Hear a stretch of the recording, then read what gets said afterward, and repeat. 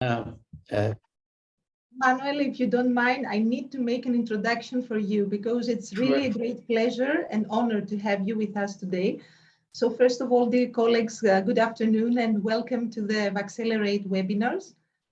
Today, it's really a great pleasure and honor to have a scientist from Brazil, Professor Manoel Barral-Netto, who works at the Federal University of Bahia. He is a member of the Brazilian National Academy of Sciences, and Manoel has received several awards, among them the UNESCO Equatorial Guinea Prize, the Grand Cross of the Brazilian National Order of Scientific Merit. And today, Manoel, as principal investigator, will present us the result of a population-based study in Brazil, assessing the impact of age on viral vector and inactivated vaccine effectiveness in, I think, 76 million Brazilian citizens. So we are truly very enthusiastic and we're looking forward to listen to the results of the study. So Manoel, welcome to the VACCELERATE Consortium and the floor is yours. Thank you very much for the invitation and for the nice presentation. And I'm really in origin an MD that worked in parasitic diseases and immunology. And immunology then started getting very interlinked with systems and system immunology. So this kind of complex data was leading me to do more of digital kind of science, digital health. And so with the idea of precision health, not only personalized medicine, but it's a very close approach that tries to get several types of data in order to improve public health, improve actions on public health. So the idea is really to be more precise in public health. So we're not really trying to be individual, not really kind of personalized, but the aim is really to increase precision. So I thought that would be interesting to talk with you a little bit about our recent studies. I mean, from using digital health and digital health approaches.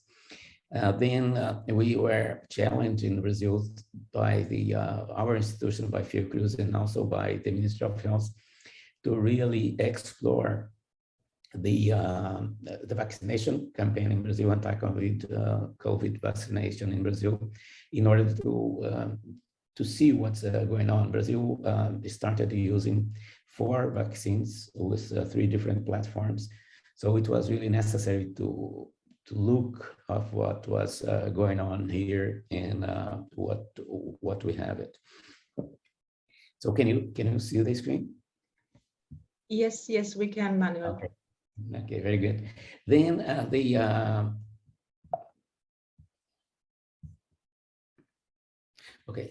first conflict of interest. Fiocruz, I'm an employee of Fiocruz, a federal public institution which manufactures Vaxzevria, the AstraZeneca vaccine in Brazil, under a full technology transfer agreement. And so it's a potential conflict of interest because AstraZeneca, or the Vaxzevria, is one of the vaccines used in Brazil. But Fiocruz allocates all its manufactured products to the Ministry of Health for public health use. So Fiocruz does not really make any money on the production and administration. Of course, the Ministry of Health is pay the costs, but it's not a lucrative kind of activity of Fiocruz. So it's a potential conflict of interest, but it's not economical implication for Fiocruz or any of its employees. So what we really did, let me see if I can point here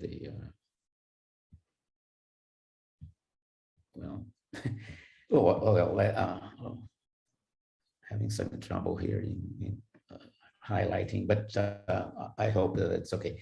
Then what we did was really to take the 3 databases in Brazil, the symptomatic infections during there's a system that is really to evaluate symptomatic infections. It really records the symptoms, then it's possible to do a kind of syndromic kind of monitoring. And there is a special database that was created for influenza a few years ago. And it was, of course, used for the COVID. That is severe acute respiratory syndromes, the SARS, and then the vaccination itself.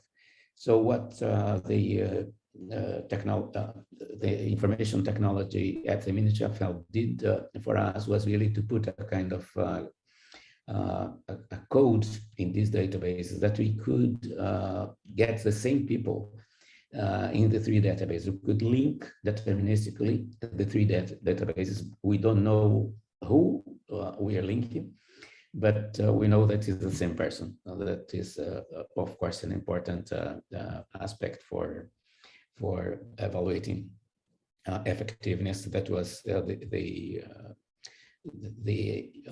goal of this approach. Of course, other groups were evaluating and participating in clinical trials in the beginning and then evaluating efficacy. But our proposal was really to evaluate effectiveness, the real world application of the vaccine. From these 96 million individuals, we then ended up doing a kind of around 26 million vaccinated with CoronaVac and 50 million approximately with Vaxzevria. And what we did was really, to follow these individuals. This is really with both what we see here is that with CoronaVac, that is Sinovac, it's a Chinese whole virus, inactivated virus vaccine. The immunization started a little bit earlier, and with Vaxzevria started later. So we got, different, and this is going to be critical in the interpretation, because these months in advance that CoronaVac had over Vaxzevria resulted in that different populations were really vaccinated with different vaccines, because we had the vaccination campaign came similar to many other countries, initiated by ages, with elder people being vaccinated earlier.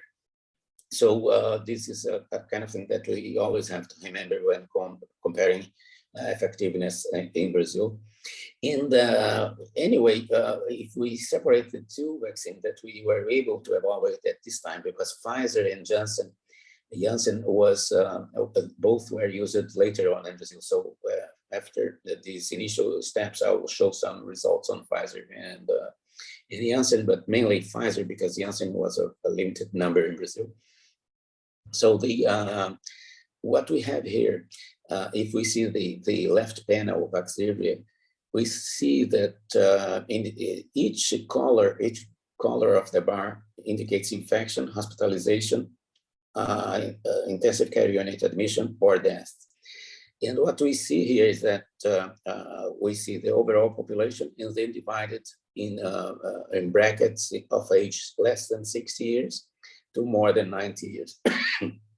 And we see clearly that for people under 60, we got a very strong effectiveness, around more than 90% for all outcomes except for infection. And then this hold for 69, there's a small decrease from 70 to 89, but with above 90, the decrease was really marked. And the same picture with the lower numbers were observed for CoronaVac. So this is a situation that was really interesting, because there were, of course, people investigating age in different situations and for vaccination. And there has been a Chilean study on CoronaVac before ours, but they were not able to, by the numbers of vaccinees, they were not able to detect the critical point that is really started more at 80 years old, and it's critical after 90. So this is a possibility that we had this possibility because it was a very large database. But there was a problem here that, like I mentioned, people with CoronaVac were older, so the older population was overrepresented in CoronaVac compared to Vaxzevria, and they have been vaccinated earlier. So we had a combination of age and time since vaccination in this interpretation here. So what we did was really to select the healthcare workers that had been vaccinated at the same time as the elder people. I mean, the two priorities were elderlies and healthcare workers. So what we did was really go to the healthcare workers, because then we have people at different ages, age breaks. And then we calculated the cumulative incidence. I'll work with the right-hand panel because it's a CoronaVac. The differences are clearly marked, but the picture is the same, but it's easier to see it in the right-hand panel. So what we see here is that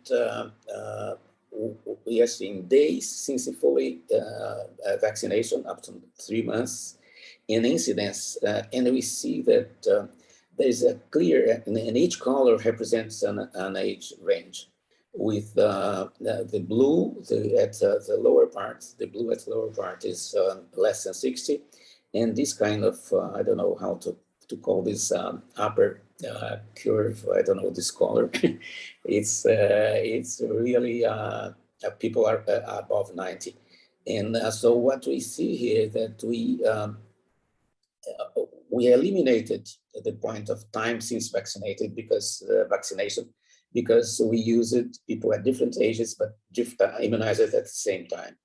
And then we had a clear difference between age ranges, and the same difference is observed, although at smaller numbers, for Vaxzevria. So it's clear that age is a continuous kind of situation that we can observe a decrease in terms of effectiveness, because we are seeing here the increase of cumulative incidence, new number of cases. So it's really a clear difference between age ranges in terms of protection. And then we started monitoring these for all the vaccines in Brazil, and this is just the kind of thing that we produced for the Ministry of Health in terms of orientation, what was going on. And so this is really going up to November last year. We had monitored all these vaccines that have been used, and you see the same thing. In the if you take just the right-hand panel, in the lower part of the panel is individuals from 18 to 29 years. And we see that for all outcomes, we have, very high numbers against death. It was 93% protection. But for people above 80 years, it was 69, the protection against death. So this was maintained. The first results I showed you were really very initial. But then going up to from February to November follow-up, we had this picture maintained of a decrease of effectiveness with age, even for severe outcomes. And with Vaxzevria, the situation was not so dramatic, but protection against death in the young, 18 to 29 years, so it's the very lower part of the right-hand panel. It was 99%, and in above 80 was 91. So it was protection. It was a strong protection, 91 protection against death, 87% protection against going to the hospitalization. But of course, it's lower than the younger ones. But what we have seen here that around July, the effect of vaccines, of large vaccination, was really observed. So the force of infection was not very high. And then all vaccines had a kind of high effectiveness at this point, even for very elder individuals. What's good news? because they are not as protected as the young, but they are protected if the force of infection is not very high. And this is with Pfizer in Brazil. Like I said, Pfizer started later in Brazil, so very few people above 80 years received Pfizer in Brazil, so it's impossible to calculate. The number is very small to calculate anything. Even above 70, the number is very low, and this reflects on the very large confidence interval that we see here in the right-hand panel for 70 to 79 years old. In these individuals. So this is a kind of thing that show us the difficulty of, doing this kind of evaluation in a situation as dramatic as of a pandemic, that it's very difficult to really have strictly comparable situations. So if we have massive evaluation like we did, it's possible at least to have a clear picture in different situations. So one point that we also addressed, and it's interesting, is that there was a lot of talk in many parts of the world about the if an infection, people that got an infection before vaccination, it was necessary a vaccination, or if it was necessary a complete vaccination in these individuals. So we addressed also these issues with all the vaccines used here in Brazil: CoronaVac, the Vaxzevria, the AstraZeneca, the Pfizer, and the Janssen, in a test negative case control design in Brazil, evaluating protection against infection with SARS-CoV. And so this is just a picture that what we had in terms of this period, in terms of cases, hospitalizations, and deaths, the presence of different variants of concern that we are going to come back to this again. And then the amount of first dose received and second dose received. And this is just the variants of concern in Brazil. And we see that we had, different from Europe, we had a very strong gamma, the green one. This was not, this variant was not really observed importantly in Europe, but it was very strong in Brazil. It was just the one that substituted the initial strain. And then we had Delta, and now we Omicron, the blue one. So after Delta, we had the same pattern of Europe with some delay. Normally in Europe, they dominate first, and then after some time, it's the same situation in Brazil. And what we did really to compare the importance of this kind of variants of concern was really, to collaborate with colleagues from Scotland and compare what was going on in Scotland in Brazil in terms of protection at a period that both Scotland were already with Delta, and Brazil was with Gamma and not much Delta. So it was an opportunity to see what was going on in terms of the impact of the variants in vaccination. And of course, in the left-hand side, we see the Scotland data that just after 6 to 7 weeks after the second dose with Shadox, and we compared here with Shadox the AstraZeneca vaccine, because this one was used in both countries. They didn't use CoronaVac, and we have a problem in comparing all ages in Brazil with Pfizer. So we decided to compare it with Shadox. And here is not effectiveness. We are showing the results as rate ratio. So the number itself is not really comparable, because depends on the baseline. But what we see here is that the tendency of losing effectiveness just after 7 weeks or markedly at 8 to 9 weeks is present in both countries. In Brazil, it started even a little bit earlier in terms of 4 to 5 weeks. There was already, losing effectiveness, the vaccines after the second dose. And of course, this was symptomatic infection. So we know today that vaccines is not very good for preventing infection anyway. But what we see here is that the problem is not really the variant, because the situation happens with all variants. What the variants do is really they challenge more the vaccines, but it's not that it's an intrinsic kind of one variant does it, another does not. All variants are really show some waning of protection. It may be faster or not so fast, but all of them are really responsible for that. And then the hospitalization or death, the situation was similar, with losing protective effect just after 6 to 7 weeks. And the numbers again are different because this is rate ratio, it's not effectiveness in percentage, but it's clearly distinct in terms of the numbers. But the tendency, the trend is very similar and occur at similar periods.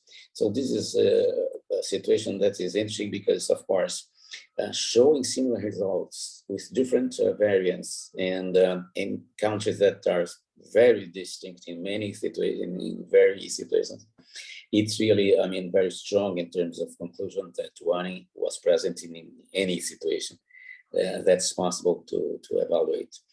So then, coming back to the situation to the hybrid immunity infection plus vaccination, we recently re-evaluated that with all 4 vaccines that have been used in Brazil, compared with people without previous infection.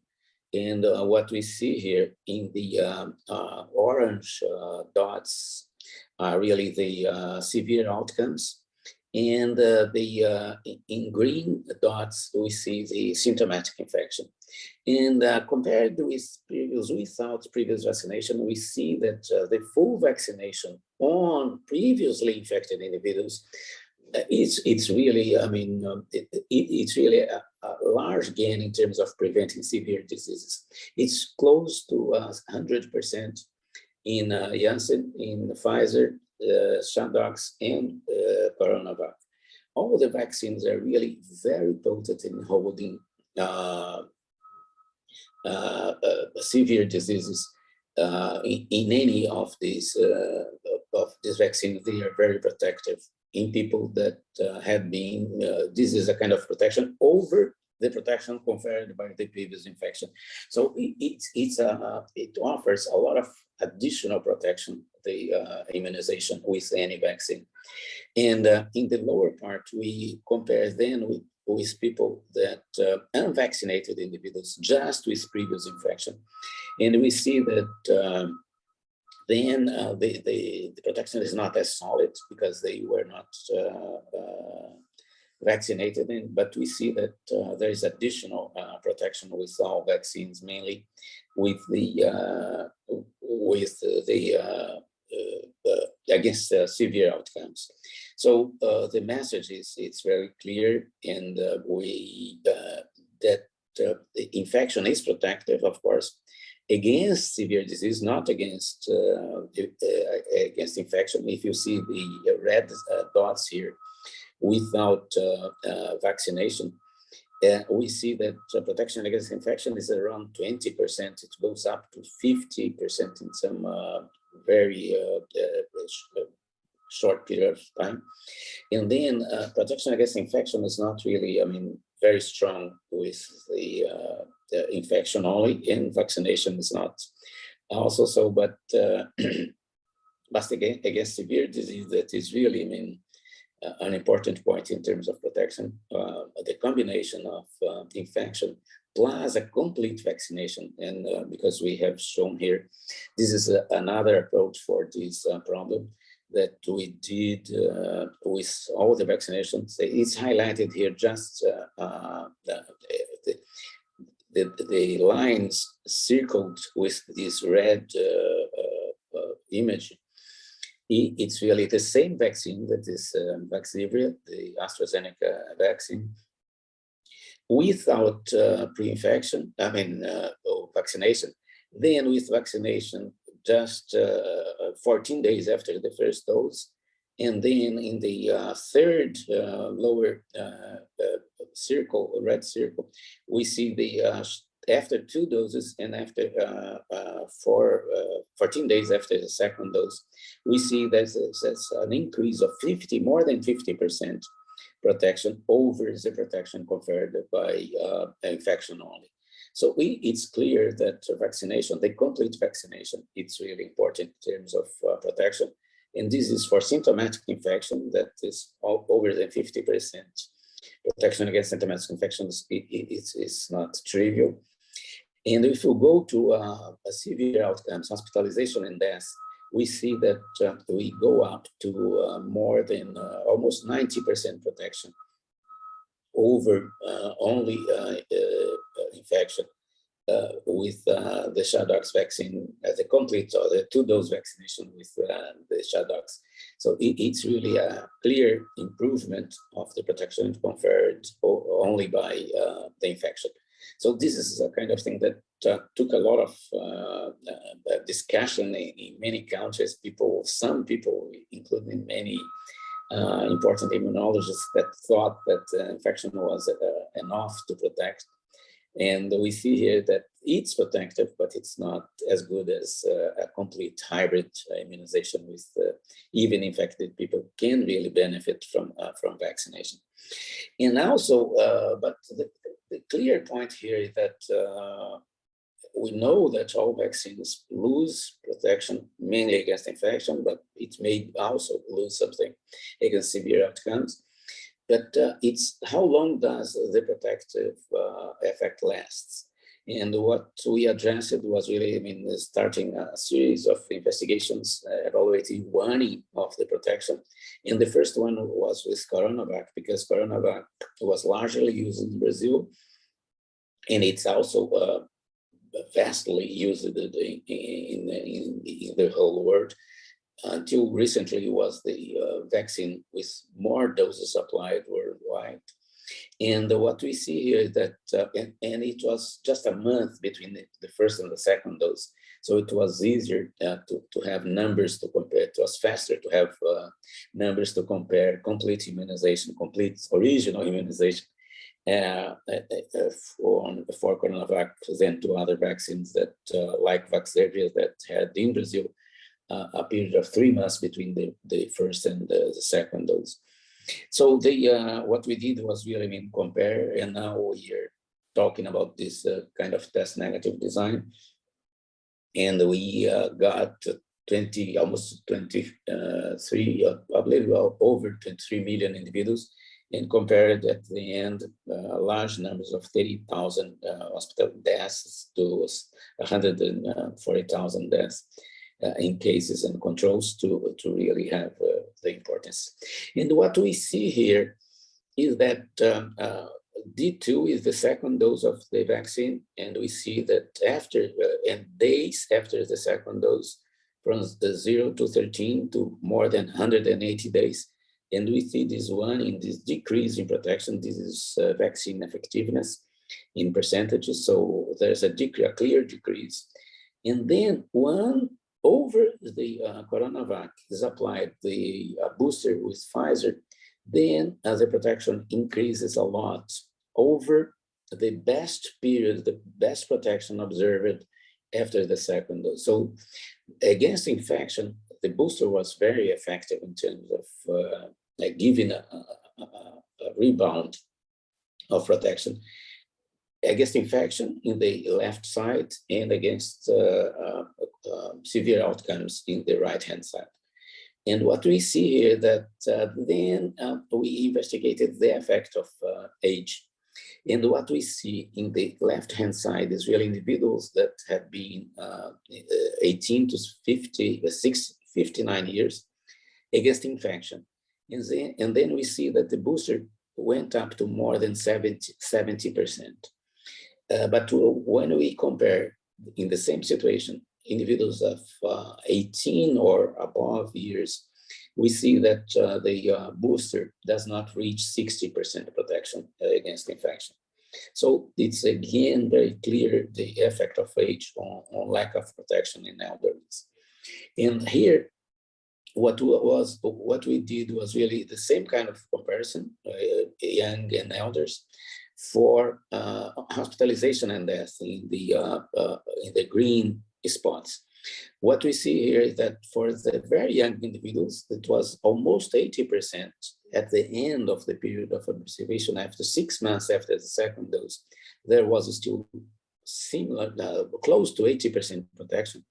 And this increased to more than 90% protection with the booster with the Pfizer vaccine.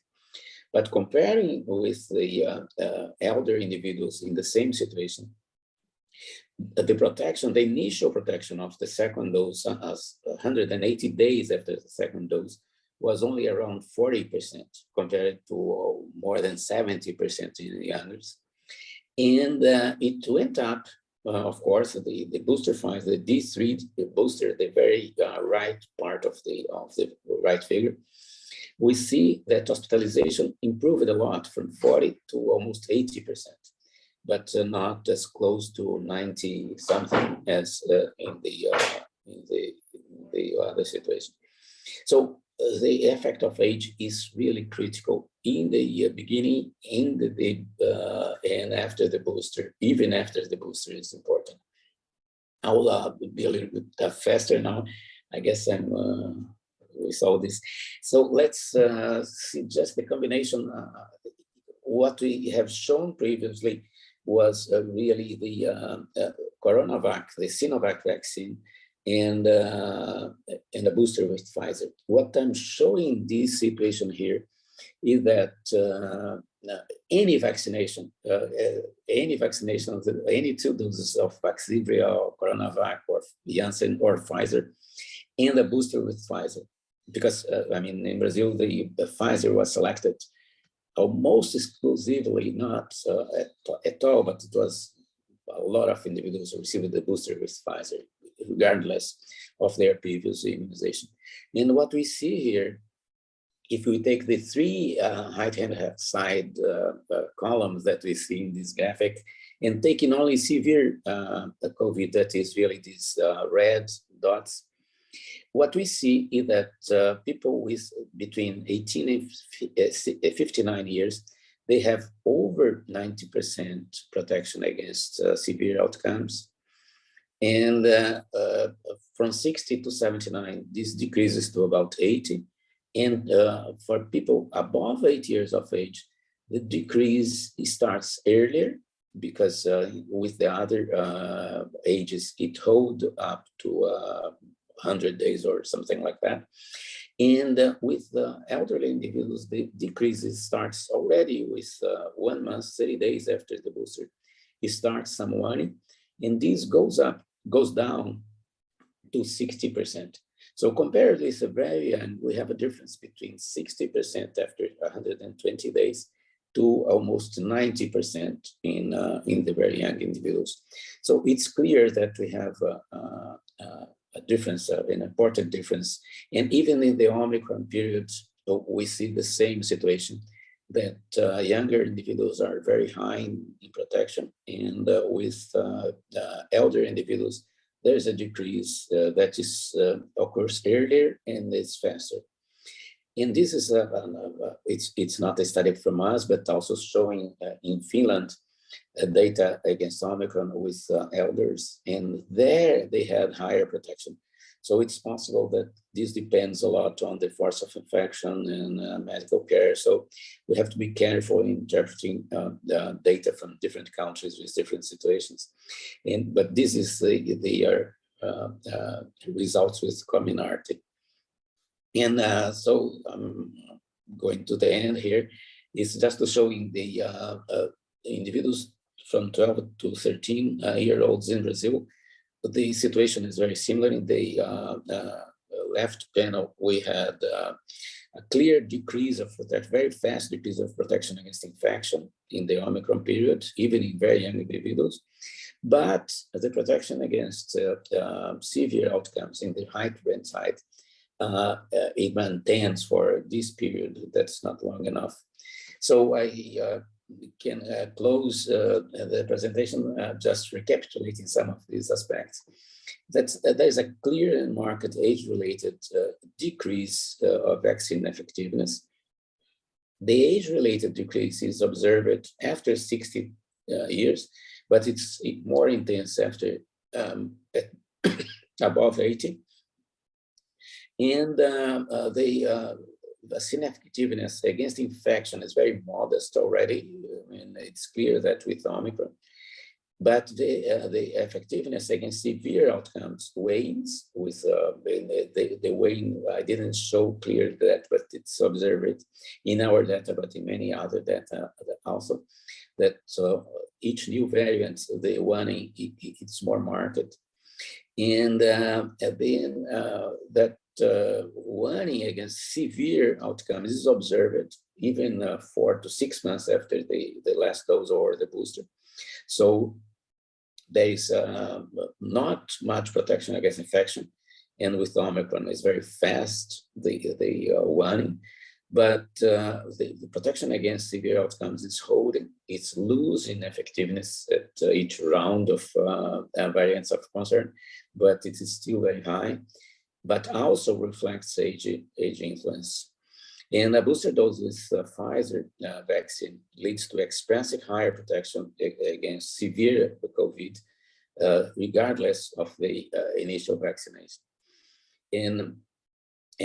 So after the booster dose, older individuals have a rebound protection, but it's followed by a faster waning. So elderly deserve special attention with their immunizations, and then I'm with 64 now, so I may have some potential conflict of interest in this conclusion. And also adolescents mount effective vaccine-induced vaccination, and remains to be determined the pace of its waning with further precision in our situation here in Brazil, because we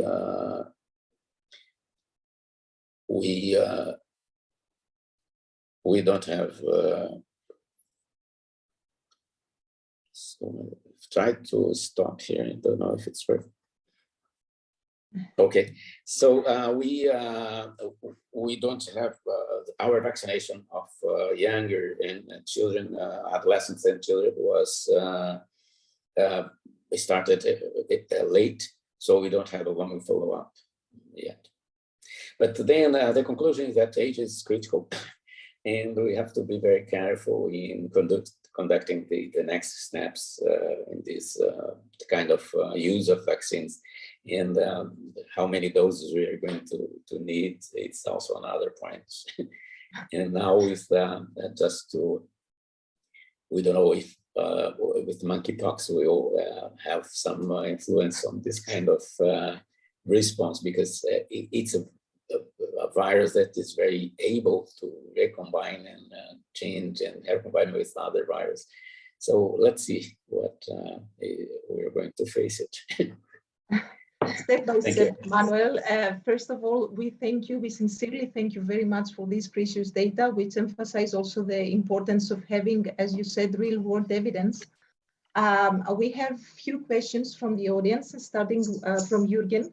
The question is, as vaccine effectiveness in the elderly is obviously suboptimal, is there a role for using higher booster doses in this cohort, only a full dose of Moderna or even higher doses of BioNTech? And in addition to that, is the lower vaccine effectiveness in the elderly correlated with lower titles of binding and or neutralizing antibodies? Well, I mean, I don't know if I forgot something, please remind me. But one point that protection against infection that is highly dependent on antibodies are really not important anymore. I mean, so it's not really, I guess, a decrease of initial viral load or anything like that. So what's really protective now, it's probably cell-mediated immunity. It's protecting us. It's clear that the cell-mediated immunity is not does not change as much in terms of differences in the virus. Antibodies recognize spatial kind of confirmation, whereas cell-mediated immunity recognizes sequences of amino acids. So it's probably necessary for a virus to change so much to escape the cell-mediated immunity that it's already another virus. So it's possible that something will occur in the future. The pandemic is not over, but it's not likely that the virus will escape from cell-mediated immunity protection against severe outcomes very fast. But of course, it's always a kind of risky thing to predict anything with SARS-CoV. So I'll better be careful in what I say about the future. But we think that protection against severe infection is going to be lost sequentially, but then at this time, we will have to rely on some drugs, antiviral drugs, to the cases that are not protective. And this includes the elderly are really going to be rescued by some other kind of health measure. It's not only vaccines that are possible to use against this virus. Although it's critical. I mean, without large vaccination, the situation would have been, I imagine, if this virus started with Omicron, the situation could have been devastating in many parts of the world, or if we did not have vaccination already when Omicron appeared. Manuel, we fully agree with you, and we spared also the question of Oliver, which was also related with cellular immunity and advanced stage. So you already actually said your opinion about that. And one final question, because unfortunately we don't have much time left. You discussed about the hybrid immunity. Did you see any differences also related to age on that with the hybrid? Well, we have some data, but we still have to have a larger follow-up. In the beginning, we don't have much difference on age, but we are not sure if this learning that shows faster in elderly will show something if you have a longer follow-up. So we are careful on this conclusion so far, but there is some indication, but not statistically, not significant at that point. So, elderly are really protected, although in a lower level, but that's not running very fast, at least. But with Omicron, we started that this is clear already. So we have to be very careful with this population and have the drugs available. Unless we develop a vaccine that is really able to stop transmission. This is a very risky situation for elderly. The virus will circulate intensively for a long time still, and there is some risk. And one final question, if you permit us, again from Jürgen, if there are any vaccines that can induce a more robust cellular immune response than others, based on your experience and the study's results? Well, this is. It's possible. One thing that we still don't have many information on what's really, it's working on cell-mediated immunity to prevent. Of course, we have a large picture that is changing the situation of the immune response, deviating for a lot of inflammation to other kinds of response that are really probably controlling intracellular viral multiplication. But we still don't have clear indicators of that, biomarkers for that. So I don't think that, we are in a track to have more potent vaccines for cell-mediated immunity. It's possible, but it's not likely. And I'm a little bit also alert against too many boosters in a vaccine that induces cell-mediated immunity. I mean, of course, in elders, the cell-mediated immunity also has some kind of immunosenescence, so it may not be a big problem, but the data so far do not really recommend application of a fourth dose in individuals below 70, at least in Brazil. But they are already vaccinated in 60s and 50 years old individuals. So I don't know, I mean, too much stimulation of cell-mediated immunity also has some risks. So I would be more careful in waiting the results. But the last comment that I'll make it here is that in Europe and in many parts of the world, including Brazil, of course, but there is a very large decrease in testing and reporting.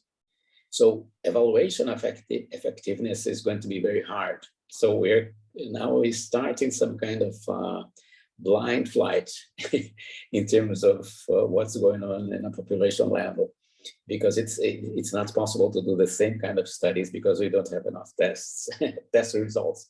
Mainly in the situation in Brazil, I mean, it's highly available, the lateral flow tests for infection, but they are not reported. I mean, people buy the test, do the test, but they do not, there's no system for collecting this kind of data information. So this is a huge discussion, actually, Manuel, because sure. Definitely testing and targeted testing, since you discussed also about SARI, is something that we might also have another meeting, VACCELERATE webinar dedicated on that, because it's a huge issue also for the future. But since, unfortunately, we are almost ready with the timing, we would like to thank you from the VACCELERATE Consortium, and I would like to give the floor to Oliver and Zanina to close the meeting, and thank you very much once again. Okay, thank you for the invitation. It was very nice. Well, from my side, the thanks, and thank you really very much for sharing your thoughts and the data. And yes, wonderful. So we hope that we can welcome you again during one of the webinars. We will keep you updated on what we do. And, oh, very good. Yeah. I would be interested. Yes. Janina, any? Yeah, no, another thank you from me to Manoel. Thank you very much for sharing your data, and thank you very much, Zoe, for supporting us with the moderation. And we are looking forward to the next seminar. Nice. Thanks.